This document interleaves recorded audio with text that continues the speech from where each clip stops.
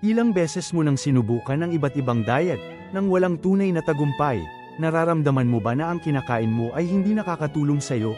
Ang totoo, ang bawat isa sa atin ay kakaiba. Ano kung ang susi sa iyong perpektong pagkain at isang malusog na buhay ay nakatago mismo sa iyong sariling DNA?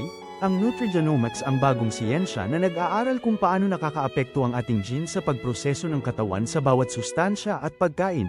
Ibig sabihin, ang diet na gumagana sa iba ay maaaring hindi angkop sa iyo.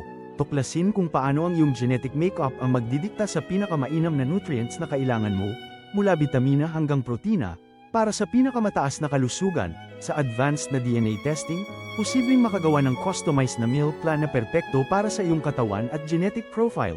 Wala nang aksiyang oras sa dietang walang epekto. Ngunit may limitasyon pa rin ba ang teknolohiyang ito? Handa na ba ang mundo sa radikal na pagbabago sa nutrisyon? Ang hinaharap ng kalusugan ay tila nakasalalay sa ating mga genes.